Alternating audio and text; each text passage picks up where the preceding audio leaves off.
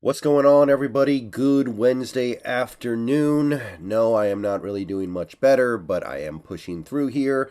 And we've got injury reports from both teams now, so when injury reports come out the day before the game, you gotta go through it, right? I mean, just because I get sick doesn't mean the NFL stops spinning. So, we'll look at the injury reports for both teams and see what we're dealing with here and see how that affects whatever chances we have of winning or losing going into this game. So, obviously, this was kind of a weird week of practice where we didn't practice on Monday and we had a what is called a walkthrough on Wednesday. So, you just kind of estimate what's going to happen based off what you see in that walkthrough and what you basically what the doctors tell you. So it's not the most information it's not full information, but it's enough for us to get some idea of what kind of team we're going to have. And the good news is, as you can see, we don't have any players listed as out or doubtful. So there's a chance we have everybody outside of the guys on IR. There's a chance that everybody's just ready to go. Now, are we going to have everybody? It seems unlikely to me.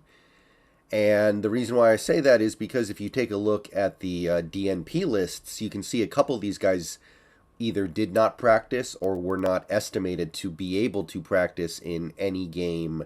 I'm sorry, any practice this week. For instance, you've got DJ Dallas. He is questionable with an ankle injury, but it's been expressed by the coaches that it's unlikely he's going to play. Excuse me. And as you can see, he was not estimated to practice at all this week. So, not counting on having DJ Dallas. Ryan Neal, I don't know. You can see that he was also projected to not practice at all this week. He's listed in DNP for all three days. I think he'll play, but given the fact that he was estimated to not be able to practice all week, you can't really say anything other than we're crossing our fingers. Al Woods, same deal. Estimated to not practice. Now, a player like Al Woods, I don't know how much Al Woods really needs to practice, so maybe that's not the end of the world.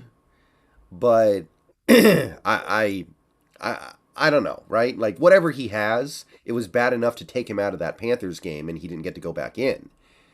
So I'm not super optimistic there. Although if I had to guess, I would say he probably does play. But it just I don't feel super optimistic about it right now. I don't. And those are some big deal pieces that we can't afford to miss. On a defense that is having this many problems, we just can't afford to miss those players. Neal and Woods are kind of a big deal. We also had Trey Brown, who was projected to miss practice on Tuesday and Wednesday. I think Tuesday there was an actual practice, so he definitely missed practice on that day. He's sick.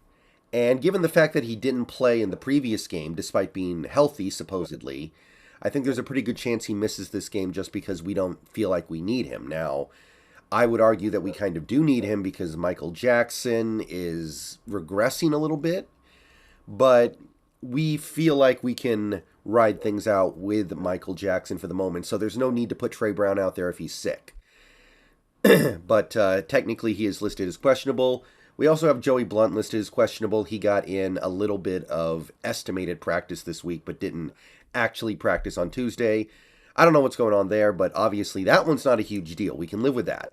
But Ryan Neal, Al Woods, that's going to be hard to overcome. The good news is it looks like we're going to have Ken Walker. He's not listed as having missed significant practice this week, and he's not even listed on the injury report. So Ken Walker, good to go. Metcalf and Disley look like they're ready to go. There's apparently no lingering after effects from whatever they had last week in practice when they showed up on the injury report.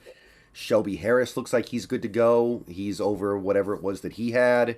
So we are getting some guys back. It's a little bit better than it was last week probably, and hopefully that's enough. Excuse me.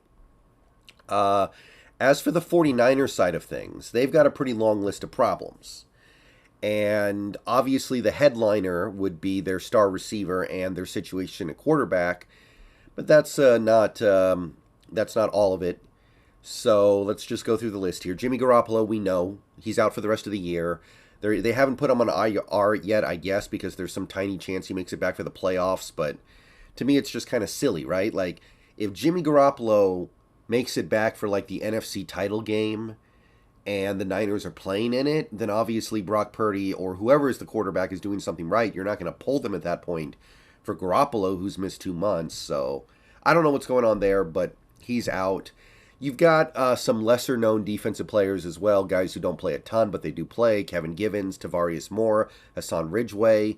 I remember scouting Ridgeway in the draft. I actually liked him quite a bit, but not their biggest studs over on the defense there. Samuel Womack, their cornerback room remains cursed over there in San Francisco.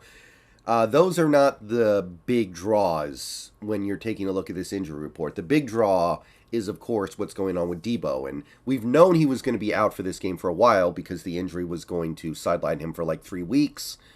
But, yeah, he is going to miss this game with that ankle/knee injury, and that changes things. It doesn't change things as much as it should. And I say that even with what I see in the questionable column, where you've got Kerry Hyder. Okay, he's a decent little piece of that defense. We know Kerry Hyder personally. He's a pretty decent player. Does some things well. You got Ambry Thomas. He, I believe, plays a little bit for that team. Again, not one of their studs on defense. Not somebody they can't survive without.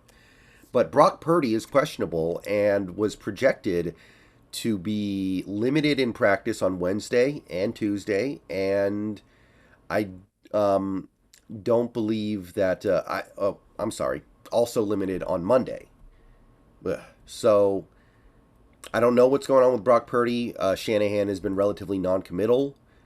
Unfortunately, I think we as Seahawks fans all know it doesn't matter that much because this team can't stop the run. If we do play Josh Johnson tomorrow, if we do get to play Josh Johnson, it just doesn't matter as much as it should. What a terrible place for a team to be where, as a fan, you go into the game and you know with 100% certainty that it doesn't matter who the quarterback is. It doesn't matter who the receivers are because you can't stop the run. And if the Niners go into this game with a game plan of just handing the ball off on every single snap, who can blame them? That's probably the right strategy to have. Of course, not having a guy like Debo, who hasn't been having his best year so far this year, but is still their best receiver, and not having Purdy, their starting quarterback, it does change things a little bit, but not nearly as much as it should. Not enough to swing this game, because this run defense is just that bad. So, long list of injuries for these Niners. Nothing devastating outside of the Debo injury, but we just have to ask ourselves, is that even devastating for a game like this? Not necessarily. I wouldn't throw the ball once the whole game until these Seahawks start putting 9 in the box. So we'll see how big an effect something like that has on these Niners.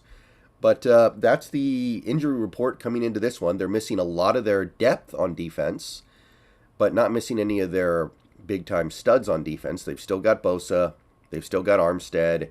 They've still got Ward. They've still got Hufanga. So it's still an elite defense, and their offense can run the ball. And in a game like this, that's probably all they need. Excuse me. All right. So I'll see you guys later. I will be streaming with the Hawksnest later. I will muddle through. Hope to see you guys there. We're going to talk about this game tomorrow, see if we can find some way we can finagle an advantage, but it's going to be hard to find right now. I'm just being honest. All right. Catch you guys later. Go Hawks.